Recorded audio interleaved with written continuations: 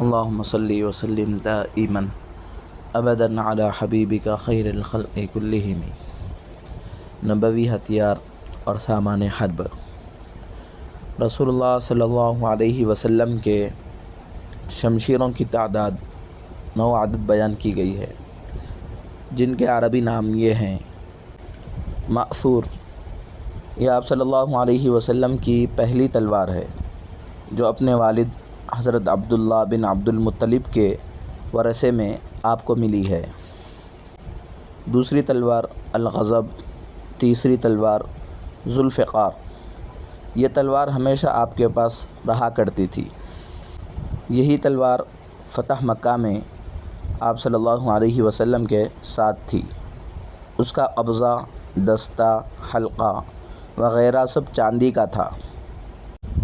چوتھی تلوار القلعی، پانچویں تلوار البتار، چھٹی تلوار الحتف، ساتویں تلوار الرسوب، آٹھویں تلوار الخزم، نویں تلوار القضیب۔ اسی طرح آپ صلی اللہ علیہ وسلم کے ہاں 7 عدد درع جنگی لباس تھے، جن کے عربی نام یہ ہیں: ذات القزول۔ وفات طیبہ کے قریبی زمانے میں یہی درع ابو الشحم یہودی کے ہاں اپنے اہل خانہ کی معاشی ضرورتوں کے تحت 1 سال کے لیے رہن تھی۔ دوسرا جنگی لباس ذات الرشاح، تیسرا جنگی لباس ذات الحواشی، چوتھا جنگی لباس السعدیہ۔ اس درع کے بارے میں یہ بات مشہور تھی کہ درع سیدنا داؤد علیہ السلام نے اس وقت زیب تن کیا تھا جب کہ انہوں نے ایک معرکہ جہاد میں جالوت نامی ظالم حکمراں کو قتل کیا ہے۔ پانچواں جنگی لباس فضہ، چھٹا جنگی لباس البتراء اور ساتواں جنگی لباس الخرنق۔ یہ جملہ 7 عدد جنگی لباس کے نام ہیں جو آپ صلی اللہ علیہ وسلم معرکہ جہاد میں استعمال کیا کرتے تھے۔ اسی طرح آپ صلی اللہ علیہ وسلم کی 6 عدد تیر کمانیں تھیں، جن کے عربی نام یہ ہیں: الزوراء، الروحہ، الصفراء، البیضاء، السداد، الکتموم، جو غزوہ احد میں ٹوٹ گئی تھی۔ اس کو قتادہ بن نعمان الطغری نے اٹھا لیا تھا۔ آپ کا ایک جعبہ تیر کش بھی تھا جس کو الکافور کہا جاتا تھا۔ اسی طرح ایک منطقہ چمڑے کا کمر پٹکا بھی تھا جس میں چاندی کے 3 حلقے تھے۔ آپ کے جنگی ڈھال کی تعداد 3 عدد بیان کی جاتی ہے۔ پہلی کا نام الزلوق تھا، دوسری کا نام الفتق، اور تیسری ڈھال جو آپ صلی اللہ علیہ وسلم کو ہدیے میں ملی تھی اس پر عقاب پرندے کا چھوٹا مجسمہ تھا۔ جو ہی آپ صلی اللہ علیہ وسلم نے اس پر اپنا دست مبارک رکھا، وہ مجسمہ غائب ہو گیا۔ لا الہ الا اللہ۔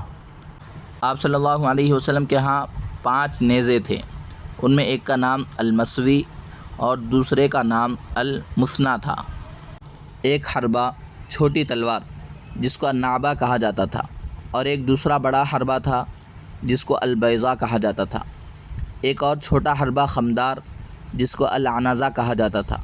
آپ صلی اللہ علیہ وسلم کبھی اس کو اپنے دست مبارک میں لیے چلا کرتے تھے، اور اسی حربہ کو عیدوں کے موقع پر آپ صلی اللہ علیہ وسلم کے ساتھ رکھا جاتا تھا، اور نماز کے وقت اس کو بطور سترہ آگے رکھ دیا جاتا۔ نیز ایک اور بھی عنزہ برچہ تھا۔ آپ صلی اللہ علیہ وسلم کی ایک جنگی ٹوپی لوہے کی تھی جس کو الموشح کہا جاتا تھا۔ ایک اور جنگی ٹوپی تھی جس کو المدبوغ یا ذو الصبوغ کہا جاتا تھا۔ آپ صلی اللہ علیہ وسلم کے 3 عدد جبے بھی تھے جو جنگ کے وقت زیب تن کیے جاتے تھے۔ ان میں ایک جبہ سبز ریشم کا تھا۔ ایک سیاہ رنگ پرچم بھی تھا جس کو العقاب کہا جاتا تھا، اور دیگر الویہ پرچم سفید بھی تھے اور کبھی اس میں زرد رنگ بھی ہوا کرتا تھا۔ ایک لواء بڑا مٹیالہ پرچم تھا اور اس پر لا الہ الا اللہ محمد الرسول اللہ لکھا ہوا تھا۔ آپ کا ایک خیمہ تھا جس کو الکن کہا جاتا تھا، اور ایک خمدار چھوٹی لکڑی جو ایک ہاتھ یا اس سے کچھ زائد لمبی تھی، جو چلتے وقت یا سوار ہوتے وقت دست مبارک رہا کرتی تھی۔ ایک عادت مخصرہ، کمر کو سہارا دینے والی لکڑی جس کو العرجون کہا جاتا تھا۔ ایک قضیب چھڑی تھی جس کو الممشوق کہا جاتا تھا۔ قاضی عیاض رحمۃ اللہ علیہ لکھتے ہیں کہ یہ آپ کی شمشیر کا نام ہے، پھر یہ شمشیر یا چھڑی خلفائے اسلام کے ہاں وراثتاً رہی ہے۔ ایک لکڑی کا دستہ تھا جس کا ذکر حدیث الکوثر میں بھی آیا ہے۔ آپ صلی اللہ علیہ وسلم اس دستے سے حوض کوثر پر ان بدعتیوں کو دھکا دیتے رہیں گے جو آب کوثر پینے کے لیے آئیں گے۔ آپ صلی اللہ علیہ وسلم کا ایک پیالہ ریان نامی اور دوسرا مغنیہ نامی اور تیسرا اور ایک پیالہ جو چاندی کے 3 تار سے مزین تھا، اور ایک حلقہ تھا جس میں پیالہ لٹکایا جاتا تھا۔ آپ صلی اللہ علیہ وسلم کے پاس ایک کانچ کا پیالہ بھی تھا اور ایک لکڑی کا پیالہ جو آپ صلی اللہ علیہ وسلم کے تخت کے نیچے رہا کرتا۔ رات میں ضرورت کے وقت اس میں استنجا کیا کرتے تھے۔ اور ایک پتھر کا برتن تھا جس کو المخضب کہا جاتا تھا، اس سے آپ صلی اللہ علیہ وسلم وضو کیا کرتے تھے۔ ایسے ہی ایک اور برتن تھا جس میں مہندی رکھی جاتی تھی۔ آپ صلی اللہ علیہ وسلم کے پاس ایک مشکیزہ تھا جس کو الصادرہ کہا جاتا تھا، اور ایک قعب چھوٹا پیالہ جس کو السعہ کہا جاتا تھا، اور ایک پتیل کا برتن تھا جس سے غسل کیا کرتے تھے، اور ایک تیل کا برتن تھا۔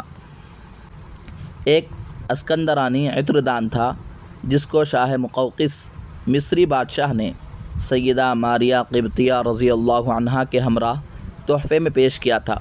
اس میں ایک قیمتی آئینہ بھی تھا، کبھی کبھی آپ صلی اللہ علیہ وسلم اس میں نظر ڈالا کرتے تھے۔ اور ایک ہاتھی دانت کی کنگھی بھی تھی اور سرما دانی بھی، جسے آپ صلی اللہ علیہ وسلم سوتے وقت ہر آنکھ میں 3 سلائی اسمت کا سرما لگایا کرتے تھے۔ اور ایک روایت میں یہ بھی ہے کہ داہنی آنکھ میں 3 مرتبہ اور بائیں آنکھ میں 2 مرتبہ سرما لگایا کرتے تھے۔ آپ صلی اللہ علیہ وسلم کے ہاں چھوٹا عطاری ڈبہ بھی تھا جس میں قینچی اور مسواک رکھی جاتی تھی۔ ایک بہت بڑا پیالہ تھا جس کو الغرہ کہا جاتا تھا، اس کے 4 حلقے تھے جس کو 4 آدمی اٹھایا کرتے تھے، اور ایک پیمانہ بھی تھا جس سے صدقۃ الفطر کی مقدار ادا کی جاتی تھی، اور 2 پیمانے مد اور قطیفہ نامی تھے۔ آپ صلی اللہ علیہ وسلم کے پاس ایک چارپائی تخت بھی تھا جس کے پیر ہاتھی دانت کے تھے۔ ایک قبیلے کے سردار اسعد بن زرارہ رضی اللہ عنہ نے ہدیے میں پیش کیا تھا۔ آپ صلی اللہ علیہ وسلم کے پاس اور ایک چمڑے کا بستر تھا جس میں کھجور کی چھال بھری ہوئی تھی۔ ام المؤمنین سیدہ عائشہ صدیقہ رضی اللہ عنہا سے آپ صلی اللہ علیہ وسلم کے بستر کے بارے میں پوچھا گیا تھا کہ رسول اللہ صلی اللہ علیہ وسلم کا بستر مبارک کس قسم کا تھا؟